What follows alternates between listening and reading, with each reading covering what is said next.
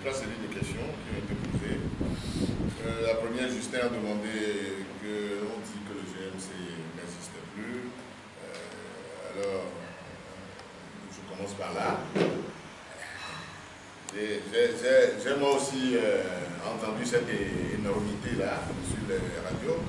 C'est ça, c'est des déboulaiseries, comme on le dit souvent chez nous ici. Il y a des gens qui se réjouissent lorsque vous engagez quelque chose qui ne leur plaît pas. Eux, ce qu'ils souhaitent le plus, c'est que la chose soit détruite. C'est ça réellement ce que nous faisons, qui est malheureux, véritablement. Ce à quoi peut-être la personne a voulu faire allusion, c'est dommage que le professeur Oulou soit parti avant, parce qu'il a eu une émission tout à l'heure sur Radio Taxi FM. C'est pour ça qu'il est parti. Mais la meilleure preuve que le GMC est toujours là, c'est lui. Il est là à la conférence. C'est lui qui a dit quelque chose que les gens interprètent. Il est à une conférence de GMC avec nous. La seule chose qu'il a voulu dire, c'est que nous l'avons affirmé dès le départ. C'est justement pour éviter des choses comme ça que nous avons affirmé dès le départ que le GMC n'est pas une alliance électorale.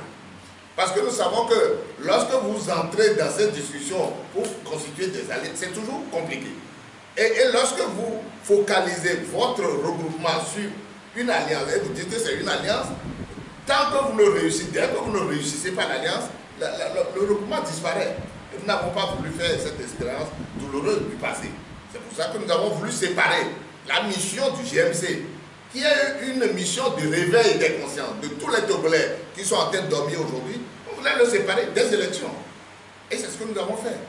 Effectivement, lorsque nous sommes entrés dans les discussions pour une alliance au niveau de ceux qui voulaient aller, les partis qui voulaient aller aux élections au sein du GMC, ça a été difficile. Mais nous avons dit qu'à cela nous tienne. Même si on n'a pas réussi, le GMC continue sa marche. Donc ceux qui affirment des énormités, des grossièretés sur les médias, bon, laissez la chose à eux-mêmes, ils verront.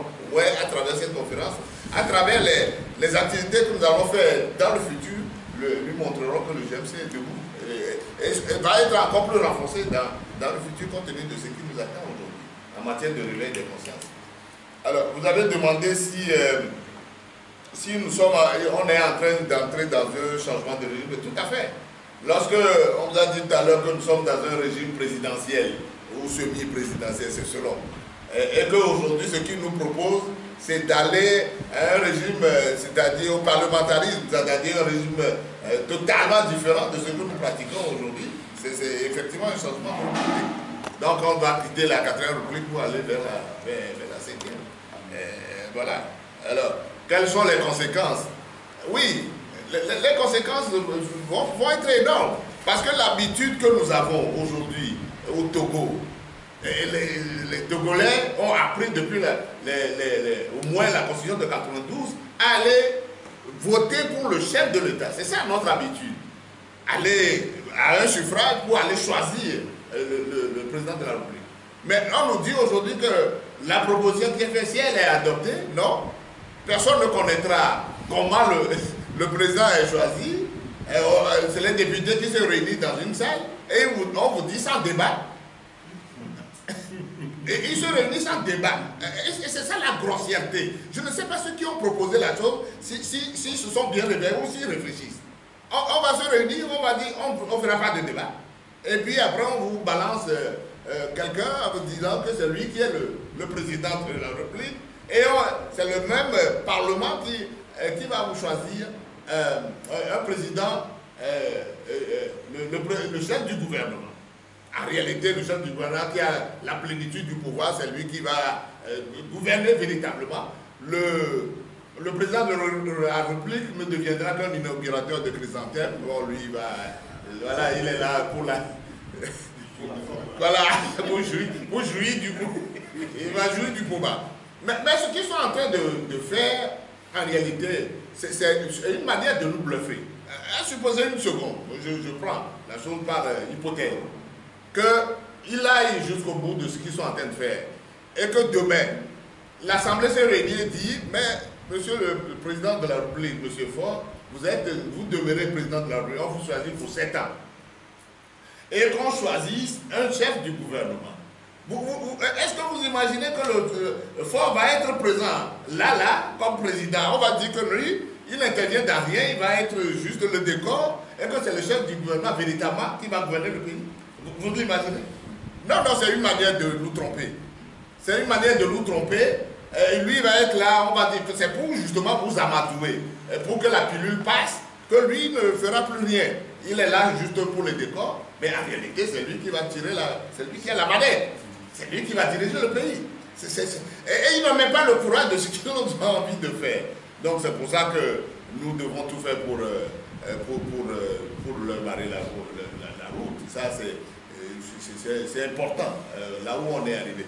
Le professeur Maître Jamon donnait un exemple tout à l'heure parlant de Chirac. Mais l'exemple est plus proche de nous qu'en le Sénégal. Macky Sall, le mandat est d'un de 7 ans au Sénégal aussi. Macky Sall, par calcul, a ramené le mandat à 5 ans. Il a fait le premier mandat de 5 ans, et puis après, il dit, mais comme on a modifié la constitution, donc les compteurs sont mis à 0, donc je vais faire encore 2 mandats de 5 ans. Ça lui fera au moins 17 ans au lieu de 14. Mais les Sénégalais lui ont dit non. Non, quand vous avez fini, on a dit c'est 2 fois que vous êtes président, vous avez pris un premier mandat de 7 ans, vous en avez pris un second de 5 ans, c'est terminé. Vous ne pouvez plus être, plus être candidat à quoi que ce soit. C'est ce qui s'est passé. Le compteur ne peut pas être remis à 0. Voilà, le compteur ne peut pas être remis à 0. C'est ce qui s'est passé au Sénégal. Alors, pour revenir à M. Koubaki, oui, c'est ça aussi, c'est... Ah, non, M. Abaki, pardon. M. Abaki, le gouvernement, effectivement, dans un dernier courrier, a dit, parce que nous, on lui a écrit qu'on voulait faire une manifestation, et ce n'est même pas le ministre de l'Intérieur, c'est le préfet, non, même pas le préfet, ce n'est pas l'adjoint, c'est le secrétaire général, il n'est même pas préfet. Oui, non. Le secrétaire général qui nous écrit, puisque c'est lui qui joue le rôle aujourd'hui de préfet, nous écrit que notre GMC n'a pas d'existence légale. Mais on lui a répondu, non pas lui, mais on a répondu au ministre. Parce que, souvenez-vous, lorsque nous avons adopté notre charte et qu'on a rempli les formalités avec le bureau élu, le rapport et tout ça, on voulait aller déposer tous nos rapports au ministère de l'Intérieur, de l'administration territoriale, mais ils ont refusé de recevoir le courrier. Mais pourquoi vous refusez? Ils disent non, qu'au sein du GMC, il y a des partis politiques, il y a des associations, mais ils ne savent pas dans quelle catégorie ils vont nous classer. Parce que chez eux là, il y a une catégorie, les dossiers pour la société, les organisations de la société civile, il y a un autre casier, hein, des gens qui reçoivent les dossiers des partis politiques, mais nous on a mis les deux, ils ne savent pas où nous classer, par conséquent ils ne reçoivent pas le courrier. On a tout dit, ils ont refusé. Bon, mais on a profité de la lettre qu'ils nous ont envoyée la dernière fois pour leur envoyer notre charte et tout ce que l'on devait faire à l'époque au ministre de la PCN. Jusqu'à présent, au moins, ils ont reçu les documents concernant le GMC. Ils ne peuvent plus nous dire de même que notre organisation n'a pas d'existence légale. Donc, passons.